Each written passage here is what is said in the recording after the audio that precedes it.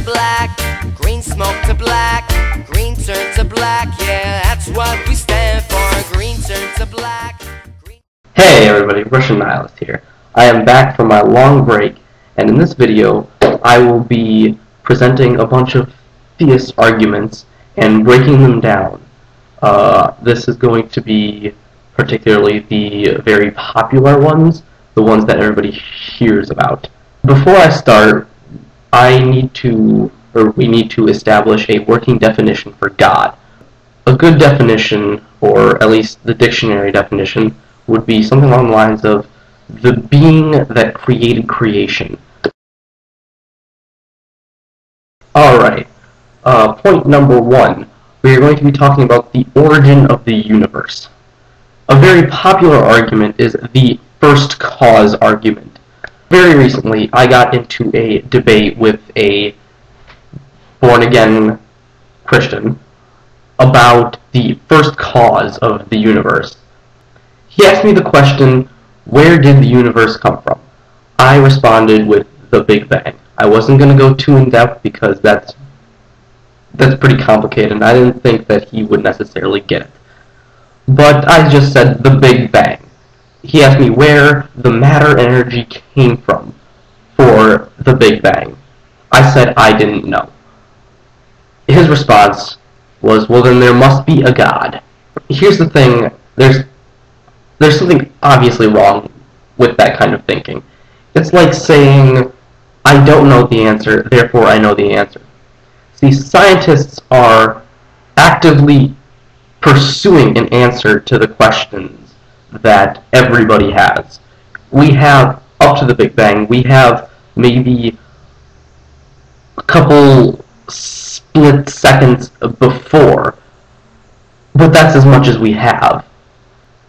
A big reason I think that this argument is so big is because of God of the Gaps. And God of the Gaps is kind of like what I was saying before. I don't know the answer, therefore it must be God. It is a person's way of inputting an answer to something that they don't know. Like, if we're trying to explain something supernatural, maybe let's say, this bottle, if it just fell off of my table, I wouldn't know how that happened.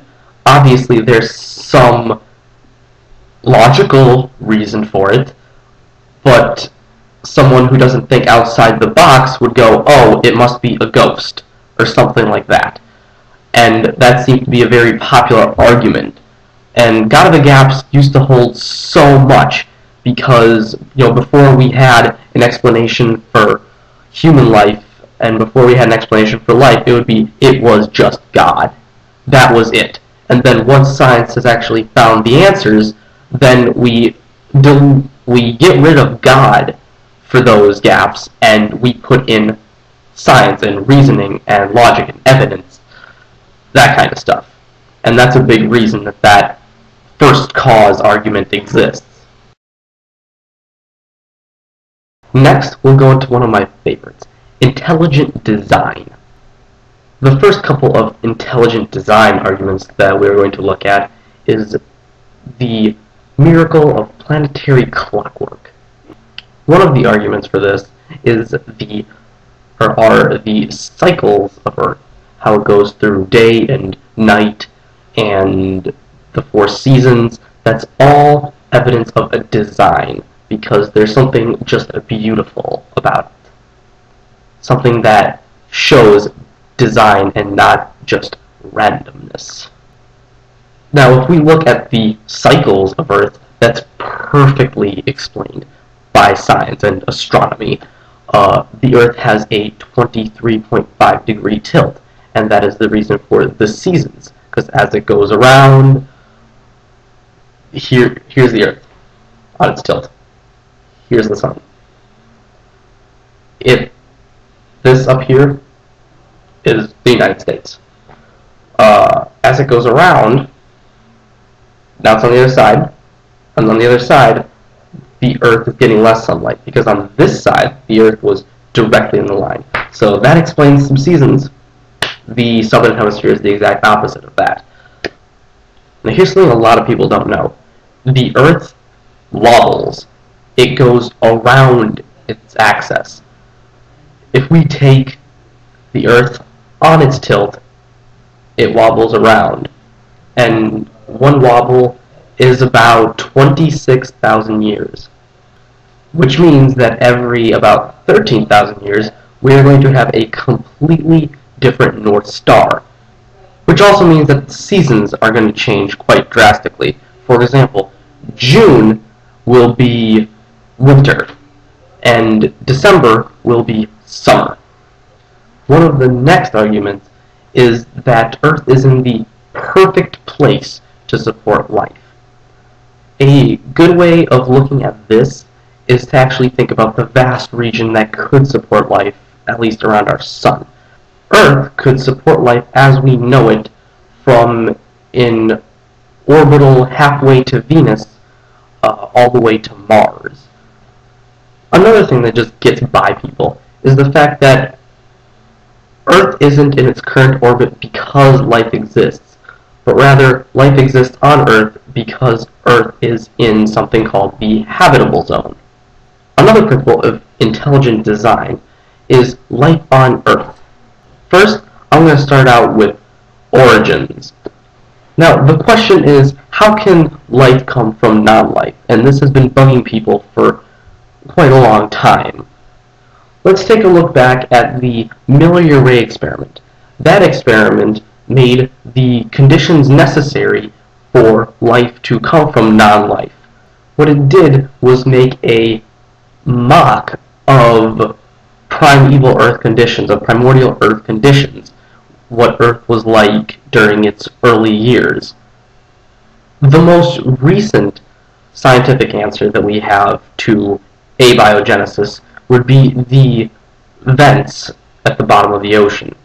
There is a region around the volcanic vents that have the perfect conditions necessary to have life come from non-life.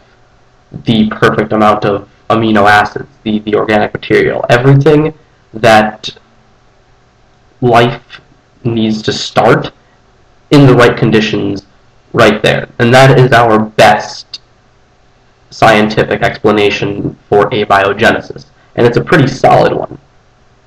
Next, let's talk about evolution. Now, I've heard a lot of believers say that evolution is just random chance, and it's that we're just monkeys, that we're just animals. Well, you're absolutely right. We are just animals. We have animal cells. We are just animals. We don't behave like other animals, but we are in fact just animals.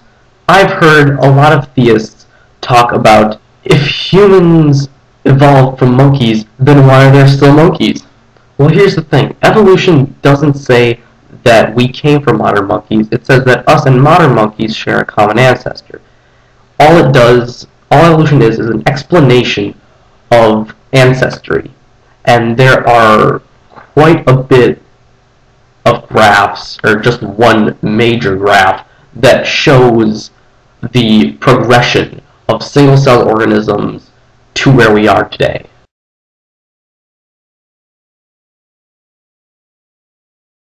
A very common argument that theists like to use against evolution is the human eye, because it is apparently the most complex thing in the universe. And I think that's just some bullshit. If we take a look at it, if we think about evolution, it makes complete sense. The primeval eye started out as just like, how can I put it? Just some cells that were able to absorb light and then make it into an image, or some kind of image, something very, very, very blurry to the specimen. Although that helped the specimen survive. That gene went on to whatever specimen came next, to its children. Then from there, that somewhere along the line there was a mutation that made it just a bit deeper, and it was able to absorb more light. And then it went on like that for a couple million years until it evolved into what we have today. The next one would be a very common theist argument about how more information cannot come from less information.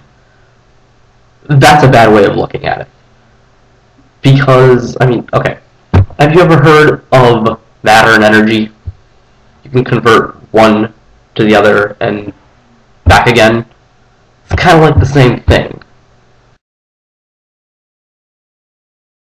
Now for my favorite part, religion today. Let's talk about something called hell. It's a scary thought, isn't it? Hell. Let's take a look at Pascal's wager. It kind of goes like this. So let's assume that atheists are right, and there is no God, and there is no hell. Then, if you're an atheist, it doesn't matter. You live without a belief in a God, and nobody goes to hell, and it just doesn't matter. But let's say the Christians are right, and you don't believe in a God, and you go to hell. There's eternal damnation. So isn't it better just to believe in a God just in case? Well, let's take a look at this argument. It's a bad argument. It does a couple things I don't like. For one, it assumes that there is only the Christian God, and it assumes that there is only the Christian heaven and hell. It disregards all the other gods and all the other possibilities that there could possibly be. Now, if we take a look at it objectively, we realize that it isn't an argument for the existence of God. It is rather an argument for the belief in the existence of God. Now, I can talk about Anselm's ontological argument. And this isn't really an argument of some sort. It's a valid argument, and by valid, I mean it works from P to Q, therefore Q. It works in that sense. It is not a sound argument. There's obviously something wrong with it. Now let's take a look at the argument. So it kind of goes like this. Premise 1. God is, by definition, the greatest being conceivable. Premise 2. God exists in my mind. Premise 3. To exist in reality and in the mind is greater than to exist in the mind alone. Therefore, God must exist in reality as well as in the mind. If God did not, then God would not be the greatest being conceivable. There are a couple things wrong with this argument, but it's really hard to pinpoint what it is. Something that I like to bring up is that it misuses language and it commits a fallacy of equivocation. It misuses language in the sense that it uses existence as a property rather than a condition needed for properties to exist. For example, if I am thinking of a green stapler, I am not thinking of an actual green stapler. I am thinking of the concept of a green stapler. A lot of people that have talked about this argument have said that existence is a property. For example, if I take this remote, I can say that this remote exists, but is that really a property? Some theists would say yes, or not some theists. Some people would say yes, because it exists. That is a property of it. And I say no, it's not. It is a condition needed for attributes or properties to apply. You are making the assumption that it exists before you can say anything else about it. If you are just thinking about it, it is a concept. Now, the fallacy of equivocation.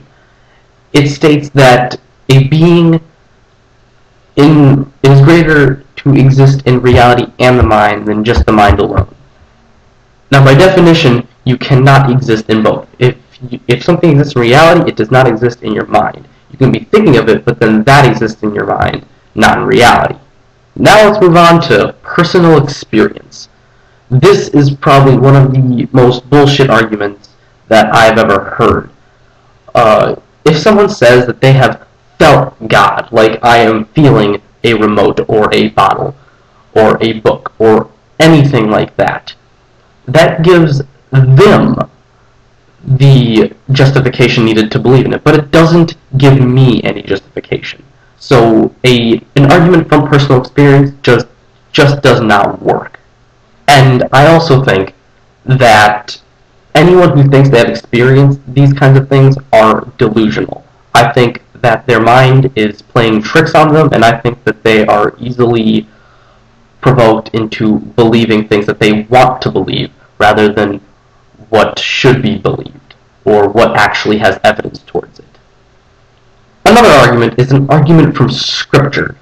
There are a lot of these arguments, and they're all silly, simply because if you are trying to explain to a non-believer why your beliefs are true, but you're using Scripture, that doesn't work, because the non-believer does not believe in your text. So anything you say from that text is not enough to make the non-believer believe. Now let's go to the moral argument. Where does good come from? Where does evil come from? How come there is good? Why are we so... Why do we want to do good things? That is the argument. Or that is some of the argument. The argument is that God exists because we do good things, that there is good in the world. Now, there are plenty of explanations given by evolution that describe the reasons perfectly. For example, the reason why altruism exists is because it is a way of helping the family. Now, it started off like that you are helping your close ones, that you know that in the long run it will benefit you. Now, altruism towards, let's say, someone you don't know, like a poor person or a homeless person, something along those lines, that exists because it's a misfire of our actions towards our family during the early human years. Now, I'm not saying that our good acts for our family will go completely away. I have no idea what's going to happen. But I can tell you that that is because of that kind of good. Now, let's talk about an actual argument for the existence of evil, in a way. Epicurus once posed a problem. Is God willing to prevent evil but not able? Then he is not omnipotent. Is he able but not willing? Then he is malevolent. Is he both able and willing? Then whence cometh evil? Is he neither able nor willing? Then why call him God? Using a moral argument is not a good way to prove the existence of a God in any way, because it plucks the strings of emotion. It plucks the strings that are already there prior to a debate. For example, if someone uses love, why does love exist? That's a very emotional thing. So if you use that, it's plucking the strings of emotion rather than stimulating people's logic. Alright everyone, well, thank you for listening. I appreciate it, and I really hope you guys got something out of this video. Not sure how much you got or did not get, but those are just the big arguments that I hear a lot, and the reasons why those arguments fail. Thank you for listening.